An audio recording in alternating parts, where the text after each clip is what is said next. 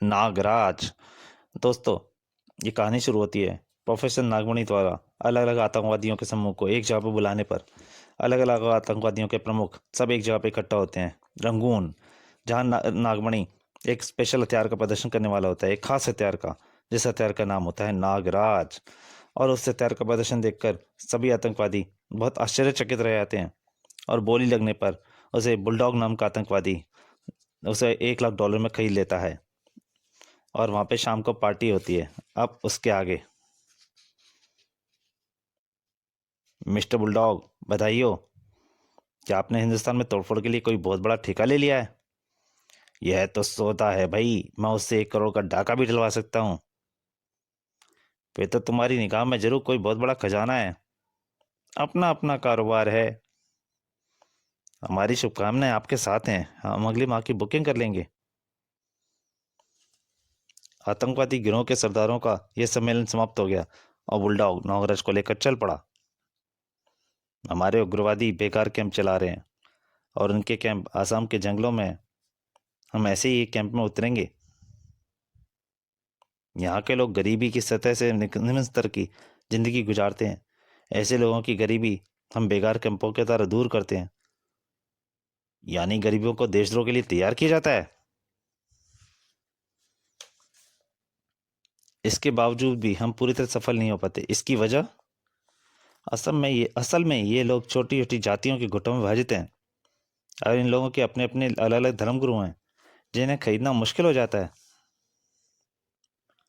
हम लोगों ने मिशनरी द्वारा भी काम किया, धर्म परिवर्तन द्वारा इन्हें एक नए संप्रदाय में ढालना चाहा, परंतु इसमें भी अधिक सफलता नहीं मिली। इनके धर्मगुरु चीख पुकार मचाकर सरकार को चौकन्ना कर देते हैं। और अगर इनकी जातियों में से कोई आपसी झगड़ा फैलाते हैं तो एक शक्तिशाली हस्ती हस्तक्षेप करके इनका झगड़ा सुलझा देती है। नागराज चौंक पड़ा। शक्तिशाली हस्ती? वह कौन है? बताया जाता है कि वह असम के जंगलों में कहीं रहता है, परंतु उसका निवास स्थान किसी को मालूम नहीं है। यहाँ के निवासी उसे महात्मा गोरखनाथ के नाम से पुकारते हैं। वह एक सफेद बालों वाला लंबा तगड़ा इंसान है। लोग कहते हैं उसकी उम्र 200 साल की है। बहुत ही विचित्र और रहस्यमय इंसान है। कभी भी कहीं भी प्रकट हो जाता है। कोई भी धर्मगुरु उसकी आज्ञा का उल्लंघन नहीं कर सकता। हर आदमी उससे खौफ खाता है। तुम लोगों ने उसकी हत्या की कोशिश नहीं की? कई बार, लेकिन हर बार नाकाम रहे। ऐसा कहा जाता है कि वह कोई बहुत बड़ा जादूगर है। कोई भी स्थानीय व्यक्ति उसकी हत्या की योजना में हमारे साथ सहयोग नहीं करता। तो तुम लोग मेरे हाथों से स्वर्ग धाम पहुंचाना चाहते हो? तभी कैंप पहुंचाते हैं। कैंप आ गया, बाकी बातें पूरी योजना के साथ होंगी। सब ठीक है राका? बस एक छोटी सी घटना को छोड़कर सब ठीक है बॉस। जीप में सवार हो जाते हैं। कैसी घटना? 2 कैदी भाग निकले थे, मेरे शिकारी कुत्ते उसकी बोटियां ले आए। राका कैंप इंचार्ज है। और राका, ये हैं हमारे मेहमान नागराज। स्वागतम। कैंप के कंट्रोल हाउस में। सबसे पहले तुम भूभाग के चित्रों को ध्यान से पूर्व देख लो। यह टोंक नदी है जो ब्रह्मपुत्र से जा मिलती है। ब्रह्मपुत्र नदी से जा मिलती है।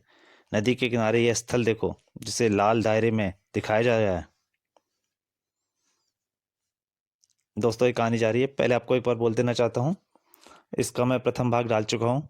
अगर आप इस कहानी का पूरा आनंद लेना चाहते हैं तो इस नागराज कॉमिक का पहला भाग जरूर पढ़ें, तभी आप इस कॉमिक का पूरा आनंद उठा पाएंगे। तो दोस्तों, अब कहानी जा रही है। यह एक बहुत ही पौराणिक मंदिर है और इसके चारों तरफ एक बस्ती आबाद है।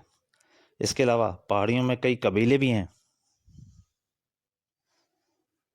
इस मंदिर को लेकर दो समुदाय के लोगों में काफी पुराना झगड़ा चला आ रहा है।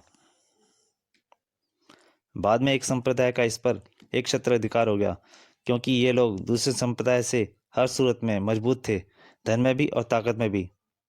दूसरे संप्रदाय वाले भी झगड़ा खत्म करके इनमें आ मिले और फिर यह विवाद लगभग समाप्त हो गया। अगर इस मंदिर के भीतर रखी मूर्ति गायब कर दी जाए तो हमारा काम हल हो जाएगा। वह किस तरह? हम ये अफवाह फैला देंगे कि मूर्ति दूसरे संप्रदाय के लोगों ने चुरा ली है। दंगा भड़क जाएगा और जब तक मूर्ति मंदिर से वापस नहीं लौटेगी दंगा शांत नहीं होगा। तो फिर तुमने अब तक यह काम क्यों नहीं किया? यह काम इतना आसान नहीं होता तो कभी का हो गया होता। वह मूर्ति करोड़ों की है और उसकी रक्षा मंदिर में रहने वाले सैकड़ों नाग करते हैं। नाग? सांप वैसे तो किसी को कुछ नहीं कहते, परंतु कोई व्यक्ति जब मंदिर में बुरे इरादे से जाएगा तो नाग उसे डस लेंगे। हमारे 5 आदमी इस चक्कर में मारे गए हैं। ओह, यह तो कोई तिलस्मी मामला है। और तुम इस तिलस्म को तोड़ सकते हो? बेशक, मैं तोड़ दूंगा।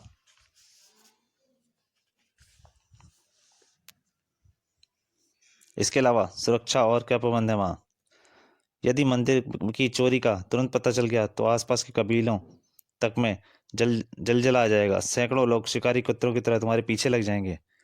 जैसे ही तुम मूर्ति चुराकर भागोगे हर सांप्रदायिक दंगा भड़क देंगे। हम सांप्रदायिक दंगा भड़का देंगे। मूर्ति प्राप्त करते ही तुम्हें पहले संप्रदाय के सरदार को सूचित करना होगा। क्या ऐसी सूरत में गोरखनाथ कुछ रोकथाम नहीं करेगा?